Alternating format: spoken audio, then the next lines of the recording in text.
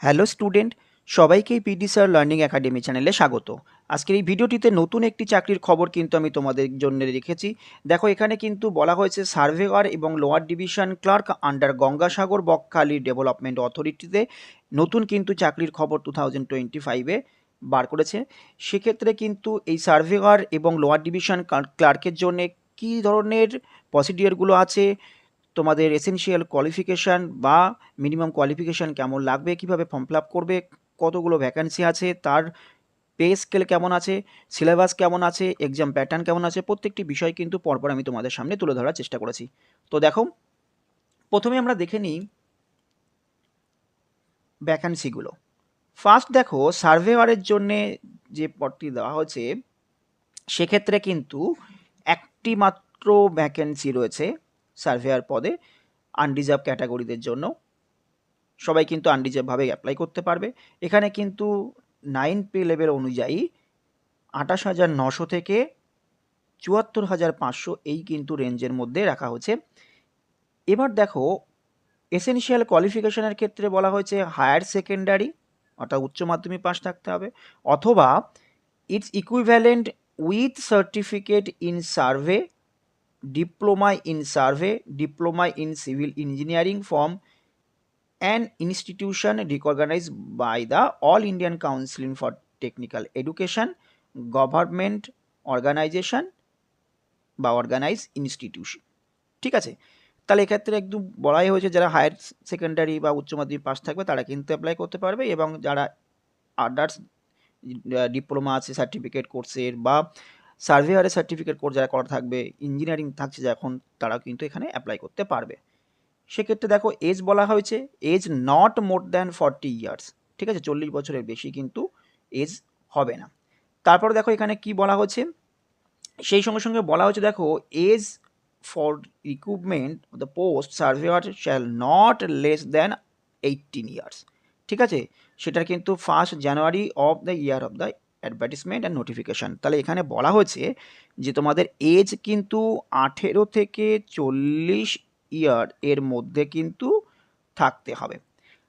আর হিসাবটা বলা হয়েছে কি 1/1/2025, যেখানে অ্যাডভার্টিসমেন্ট যে ইয়ারে বেরিয়েছে এই অনুযায়ী কিন্তু তোমাদের এজটা হতে হবে 18 থেকে 40-এর মধ্যে। ক্লিয়ার হলো?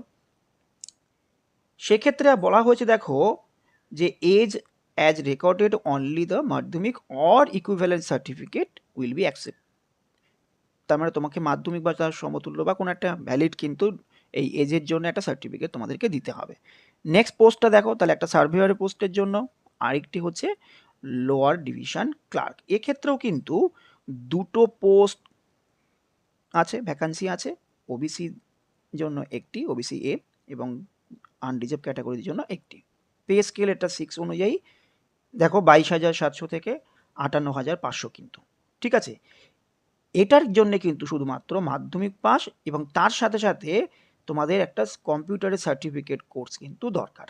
ঠিক আছে, মাধ্যমিক আর ইকুইভ্যালেন্ট সার্টিফিকেট কোর্স থাকলেই হবে। সেই সঙ্গে সঙ্গে কিন্তু বলা হয়েছে এখানে কম্পিউটারের একটা সার্টিফিকেট কোর্স অবশ্যই কিন্তু দরকার। এক্ষেত্রেও কিন্তু এজ সেম, তোমাদের 18 থেকে 40 ইয়ার্স এর মধ্যে থাকতে হবে। ঠিক আছে, আর 1/1 অনুযায়ী কিন্তু 2025 অনুযায়ী তোমাকে এই এজের মধ্যে কিন্তু থাকতে হবে। ক্লিয়ার হলো? সেক্ষেত্রেও কিন্তু একটা ভ্যালিড তোমাদের প্রুফ দিতে হবে, মাধ্যমিক এবং তার ইকুইভ্যালেন্ট কিছু থাকলে।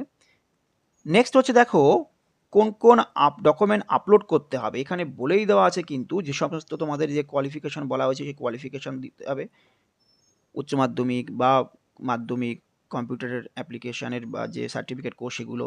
এজের জন্য কিন্তু একটা প্রুফ দিতে হবে, কাস্ট থাকলে, পিডব্লিউ সার্টিফিকেটগুলো থাকলে দিতে হবে। এগুলো কিন্তু অবশ্যই তোমাকে স্ক্যান করতে হবে অনলাইন কিন্তু, এবং হ্যাঁ, অনলাইনে আপলোড করতে হবে। ঠিক আছে, নেক্সট হচ্ছে একটা বোনাফাইড সার্টিফিকেট, সেটাও কিন্তু নিতে হবে।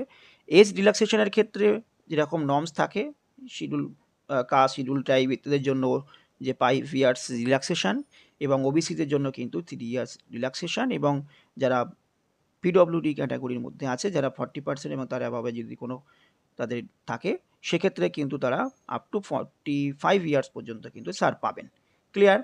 নেক্সট হচ্ছে বলা হচ্ছে দেখো, এক্ষেত্রে যে তোমাদের এক্সাম যে ফিসটা সেটা এখানে কিন্তু অনেক যেসব গুরুত্বপূর্ণ আমি তোমাদেরকে বলে দেওয়ার চেষ্টা করছি, এবং প্রসঙ্গত বলে রাখি এই যে পিডিএফটা কিন্তু আমি আমার টেলিগ্রাম চ্যানেলে দিয়ে দেবো, তোমরা কিন্তু অবশ্যই সেখান থেকেও দেখে নিতে পারবে যে ফার্দার কোনো নোটিফিকেশান যদি যেতে যাও। আর তাছাড়াও কিন্তু ওই ওয়েবসাইটে গিয়েও তোমরা কিন্তু ডাউনলোড করে নিতে পারবে। এই ওয়েবসাইটে গিয়ে যদিও তোমাদের ফর্ম ফিল আপটা কিন্তু বা অনলাইন অ্যাপ্লিকেশন কিন্তু করতে হবে। এবং তারই সাথে বলে রাখি পরবর্তীতে কিন্তু এই ধরনের চাকরির খবর বা এক্সাম প্রিপারেশান নিতে অবশ্যই কিন্তু আমার চ্যানেলটিকে সাবস্ক্রাইব করে অল নোটিফিকেশানটি অন করে রাখো, কারণ পরবর্তীতে কিন্তু পরপর গুরুত্বপূর্ণ যে চাকরির খবরগুলো কিন্তু আমার এই চ্যানেলে আমি আপলোড করে দেবো শুধুমাত্র তোমাদের জন্য। দেখো এখানে কিন্তু বলা হয়েছে যে অ্যাপ্লিকেশন ফিজ এবং প্রসেসিং চার্জ যেটা বলা হয়েছে, এখানে আনরিজার্ভ এবং ওবিসি ক্যাটাগরিদের জন্য কিন্তু 150 টাকা পে করতে হবে, তার সঙ্গে সঙ্গে প্রসেসিং চার্জ টোটাল হচ্ছে 200 টাকা পে করতে হবে। এবং দেখো এখানে বলে দেওয়া আছে এসটি, এসসি এবং পিডব্লিউডি ক্যান্ডিডেটদের জন্য কিন্তু শুধুমাত্র প্রসেসিং চার্জ 50 টাকা পে করতে হবে। এবং এখানে বলা হয়েছে দেখো এক্সাম ফিউ ক্ষেত্রে এসসি এবং এসটি যারা আদার্স স্টেট থেকে যদি অ্যাপ্লাই করে তাদের ক্ষেত্রে কিন্তু কিছু লাগবে না। ঠিক আছে, এরপর দেখো সিলেবাস এবং যে রিক্রুটমেন্ট প্রসিডিউর সেটার জন্য কি বলা হয়েছে এখানে কিন্তু বলে দেওয়া আছে স্পষ্টভাবেই যে কলকাতা সেন্টারে কিন্তু পরীক্ষা হবে, দুটো সাকসেসিভ স্টেজে পরীক্ষা হবে, একটা হচ্ছে written test multiple choice question এবং 2 নম্বরটি হচ্ছে পার্সোনালিটি টেস্ট, অর্থাৎ দুটো স্টেজ হবে, একটা হচ্ছে রিটেন টেস্টে আর একটা হচ্ছে পার্সোনালিটি টেস্টে। ক্লিয়ার? এই রিটেন টেস্টে কিন্তু 200 মার্কস, সেক্ষেত্রে বলা হয়েছে 100টি মাল্টিপল চয়েস কোশ্চেন থাকবে, প্রত্যেকটি কোশ্চেনের জন্য 2 মার্কস। ক্লিয়ার? আর একটা ভাইটাল কিন্তু এখানে বলে দেওয়া আছে যে নেগেটিভ মার্কিং কিন্তু থাকবে, একটা ভুল যদি তোমরা অ্যান্সার করো সেক্ষেত্রে কিন্তু 1 নাম্বার কেটে নেওয়া হবে। ঠিক আছে, এবং কোশ্চেন কিন্তু অবশ্যই ইংলিশে হবে এবং টাইম থাকবে 1 ঘন্টা 30 মিনিট। ক্লিয়ার? পার্সোনালিটি টেস্টের জন্য কিন্তু 40 মার্কস থাকবে সেকেন্ড স্টেজের জন্য। ক্লিয়ার হলো? এবার দেখো এক্ষেত্রে কিন্তু বলে দেওয়া আছে যে সিলেবাসটার ক্ষেত্রে সার্ভেয়ারের জন্যে কি থাকবে, জেনারেল নলেজ থাকবে, ইংলিশ থাকবে মাধ্যমিক স্ট্যান্ডার্ড অনুযায়ী, কারেন্ট অ্যাফেয়ার্স, ম্যাথামেটিক্স থাকবে মাধ্যমিক স্ট্যান্ডার্ড অনুযায়ী, course content certificate in survey, অর্থাৎ যে সার্ভেয়ারের যে কোর্স সার্টিফিকেট কোর্স করছে তার উপরেও কিন্তু প্রশ্ন থাকবে। এবং লোয়ার ডিভিশন ক্লার্কের জন্য সিলেবাস থাকবে হচ্ছে জেনারেল নলেজ, ইংলিশ থাকবে মাধ্যমিক স্ট্যান্ডার্ড অনুযায়ী, কারেন্ট অ্যাফেয়ার্স ম্যাথামেটিক্স থাকবে মাধ্যমিক অনুযায়ী, এবং সার্টিফিকেট কোর্সে যেটা করছো তার উপরে বা কম্পিউটার অ্যাপ্লিকেশনের উপরে কিন্তু থাকবে। এবং যেটা ভাইটাল কথা আছে সেটা হচ্ছে এখানে কিন্তু বলে দেওয়া হয়েছে দেখো লাস্ট ডেট অফ অ্যাপ্লিকেশন সেটা হচ্ছে 27/11/2025। খুব ইম্পর্টেন্ট কিন্তু, তাহলে এর মধ্যে কিন্তু তোমাদের অ্যাপ্লিকেশানটি যে ওয়েবসাইটটা আমি বলে দিয়েছিলাম সেই ওয়েবসাইটে কিন্তু অ্যাপ্লিকেশনটা করে নিতে হবে। তাহলে ক্লিয়ার হলো?